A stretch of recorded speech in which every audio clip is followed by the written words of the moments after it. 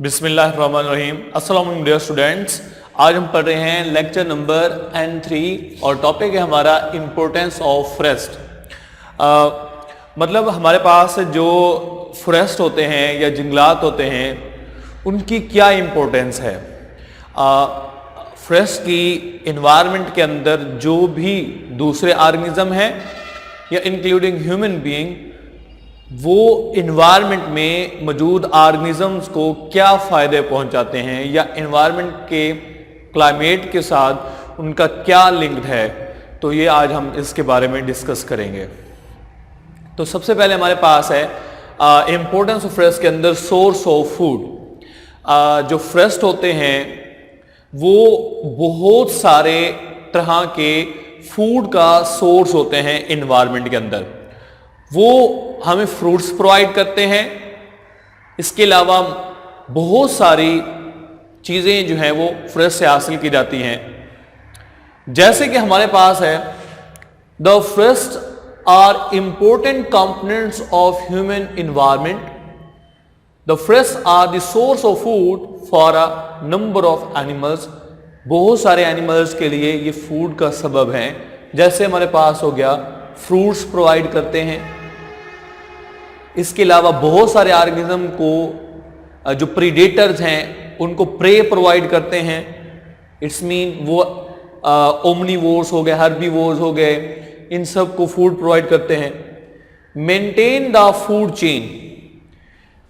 जो फॉरेस्ट होते हैं ये फूड चेन को भी मेंटेन करते हैं,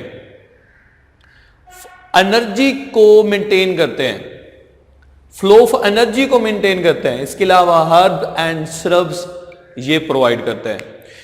ये वो चीज़ें हैं जो हम फ्रेश से हासिल करते होते हैं और फ्रेश से ये हम हासिल करके इनको फूड के तौर पर यूज़ करते हैं। दूसरा पॉइंट है, आपने ये हेडिंग्स बनाते जाना है और ये इंपॉर्टेंट लॉन्ग क्वेश्चन है, ठीक है। प्रोटेक्शन है हमारे पास दूसरा पॉइंट। तो क्लास प्रोटेक्शन यानी जो फॉरेस्ट होते हैं ये हमें प्रोटेक्शन प्रोवाइड करते हैं। ये इन्वायरमेंट में मौजूद यानी जो चीज़ें उस इन्वायरमेंट में रह रही हैं उनको प्रोटेक्शन प्रोवाइड करते हैं, उनको हैबिटेट प्रोवाइड करते हैं, उनको फूड प्रोवाइड करते हैं। अब प्रोटेक्शन कैसे, बहुत सारे ऑर्गेनिज्म हैं जो फॉरेस्ट में हैबिटेट बनाते हैं और वो वहां बनाकर अपने आप को प्रोटेक्ट बना लेते हैं। They provide protection to man as well as other organism। दूसरे ऑर्गेनिज्म जैसे बर्ड्स हो गए उनको हैबिटेट प्रोवाइड करते हैं, माइक्रो ऑर्गेनिज्म हो गए उन्हें हैबिटेट प्रोवाइड करते हैं, उनकी प्रोटेक्शन करते हैं। वो एनिमल जो कि वो ऑर्गेनिज्म जो कि सनलाइट को फेस नहीं कर सकते उन्हें प्रोटेक्शन प्रोवाइड करते हैं। इसी तरह से नेक्स्ट हमारे पास है regulate the flow of water. जो जंगलात होते हैं जब सूरज की रोशनी आती है तो ये वाटर की ट्रांसपायरेशन करवाते हैं और फिर एनवायरनमेंट में जो क्लाइमेट होता है उसको मेंटेन करते हैं। रेन जो आती है, अब जो ट्रांसपायरेशन होके जाती है, पानी जो ट्रांसपेरेंट होके जाता है दोबारा वापस आता है तो रेन का सबब बनते हैं और वाटर के जो फ्लो को है वो यकीनी बनाते हैं। The forest also regulate the flow of water in reverse and streams. ये रिवर्स और स्ट्रीम्स में वाटर के फ्लो को जो है वो मेंटेन करते हैं। नेक्स्ट है prevent from the soil halogen. जब बारिश आती है तो उसके साथ जो अपर लेयर होती है सॉइल की वो उसके साथ बह के चली जाती है। और अगर जंगलात मौजूद हों तो जंगलात या फॉरेस्ट जो होंगे वो दरख्त जो होंगे वो पानी का जो बीटिंग होती है ना पानी की उसको फेस करते हैं, उसको रोकते हैं। फिर जो सॉइल होती है वो पानी के साथ बहने से रुक जाती है। तो अपर लेयर जो सॉइल की होती है ना, अगर ये रिमूव हो जाए उसे बोलते हैं सॉइल एरोजन। और जंगलात पानी की बारिश के पानी को रोकते हैं तो उस वजह से वो सॉइल की जो एरोजन होती है उसकी रिमूविंग होती है उसको रोक लेते हैं। It's mean plants also help to prevent the soil erosion. जैसे हमारे पास the forest prevent the soil erosion mean removal of the upper layer of soil from the flood of water, यानी फ्लड आ जाता है, पानी के बारिश के पानी की वजह से, तो वो पानी के साथ जो जमीन की ऊपर वाली लेयर होती है वो बह जाती है और इसे हम सॉइल एरोजन बोलते हैं। उसके बाद हमारे पास है प्रोडक्ट्स। कौन कौन से प्रोडक्ट्स हैं जो हम जंगलात से हासिल करते हैं? बेटा बहुत सारे हैं, लेकिन हम उनमें से जो आपके सिलेबस में दिए गए हैं वो हम डिस्कस करेंगे। और ये आपने सेकंड पैराग्राफ की हेडिंग बना लेनी है प्रोडक्ट्स के नाम से। The forest provide us timber. दो तरह की वुड हमारे पास होती है, एक टिम्बर होती है, दूसरी लंबर होती है। टिम्बर कंस्ट्रक्शन वुड को कहते हैं और लंबर जो है वो फायर वुड को बोलते हैं, जलाने के लिए यूज की जाती है, फायरवुड है। इस तरह से मेडिसिन्स, बहुत सारी मेडिसिन्स ऐसे हैं जो जड़ी बूटियों से बनाई जाती हैं, हर्बल मेडिसिन्स कह सकते हैं हम उनको, हर्ब्स एंड श्रब से कह सकते हैं, जड़ी बूटियों से जो है वो मेडिसिन्स बनाई जाती हैं। उसकी एग्जांपल हम बात करें, एलोवेरा हो गया, ये भी प्लांट्स के अंदर इंक्लूड किए जाते हैं, तो उनसे हम बहुत सारी मेडिसिन्स हासिल करते हैं। इसके साथ ही हनी, वैक्स, हम उनसे जंगलात से शहद हासिल करते हैं।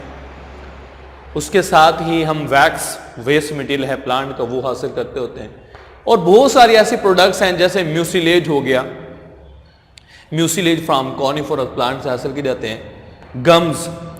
गम फ्रॉम कीकर प्लांट हासिल किए जाते हैं।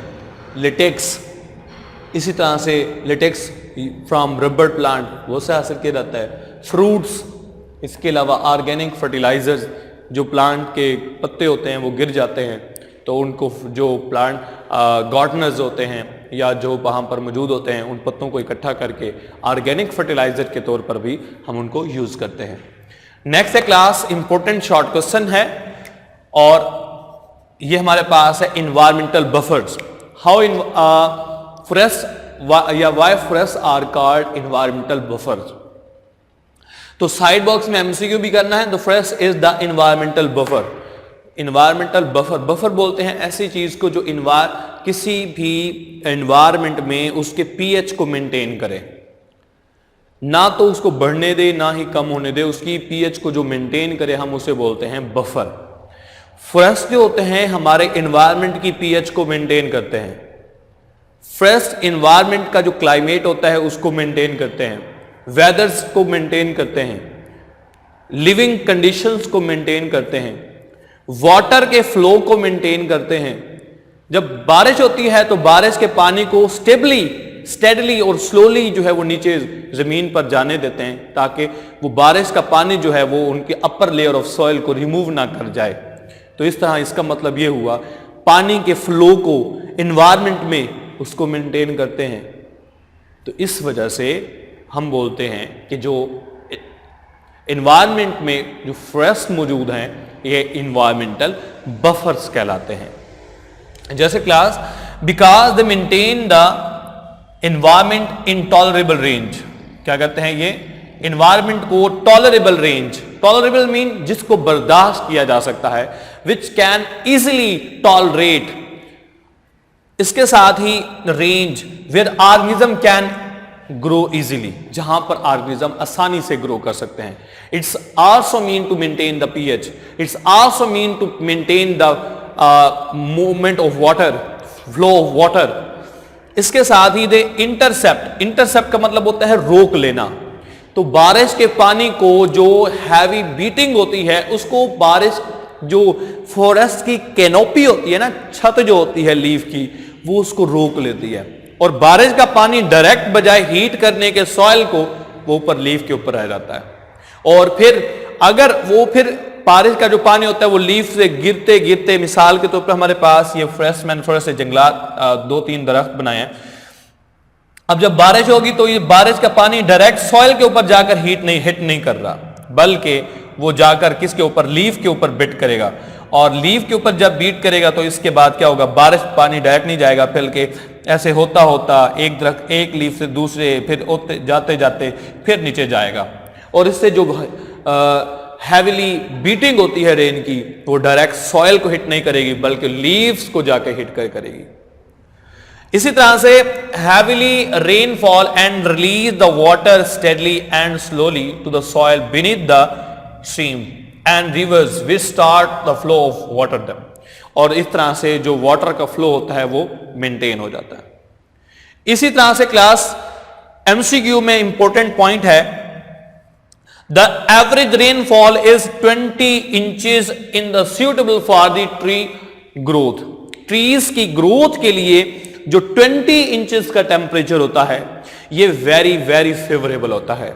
यहां पर जंगलात आसानी से ग्रो कर सकते हैं, इतना पानी मौजूद होता है कि जंगलात ग्रो कर सके।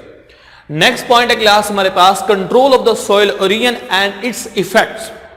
First of all we will discuss that how the forests cause to stop the heavily beating of water। अभी हमने पॉइंट डिस्कस किया। अब अगर सॉइल एरोजन यानी बीटिंग डायरेक्ट हो तो इससे क्या इफेक्ट हो सकते हैं, ये हम डिस्कस करने वाले हैं। The removal of forest allow the soil halogen. अगर हम जंगलात काट दें तो क्या होगा, तो जो वाटर बीटिंग है जिसको जंगलात की कैनोपी रोक लेती है वो डायरेक्ट जाके सॉइल को हिट करेंगे और इससे अपर लेयर ऑफ सॉइल जो होती है ये रिमूव हो जाएगी जो कि फर्टाइल होती है। इसके साथ ही जब वो सॉइल अपर लेयर सॉइल जाएगी बारिश के पानी के साथ रिवर्स में जाएगी, कैनाल्स में जाएगी, स्ट्रीम्स के अंदर या डैम्स के अंदर, तो वो जो पानी जो मिट्टी के ज़रात पानी के जरिए बह के जाएंगे वो सिल्टिंग कर देंगे जो डैम्स या रिवर उसके अंदर नीचे जाकर उसकी सरफेस के ऊपर चले जाएंगे और उसकी जो कैपेसिटी होगी वाटर फ्लोइंग की वो कम से कम होते जाएगी। इसी तरह से हमारे जो डैम्स हैं वो उनके अंदर जो पानी की कैपेसिटी होती है स्टोर करने की वो कम से कम होती जाएगी।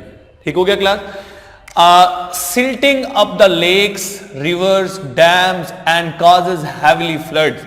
और इससे क्या होगा कि सिल्टिंग अप हो जाएंगे यानी रिवर्स कैनाल्स डैम्स उनमें मिट्टी जो है वो नीचे इकट्ठी होती रहेगी और उनकी जो कैपेसिटी है वो कम होती जाएगी। इसके साथ ही हमारे पास है प्रोवाइड हैबिटेट। जो जंगलात होते हैं या फॉरेस्ट होते हैं ये बहुत सारे ऑर्गेनिजम्स के लिए मस्कन या हैबिटेट के तौर पर काम करते हैं। If they are remove then the habitats are destroy and many living organism which are inhabited that point will be damaged.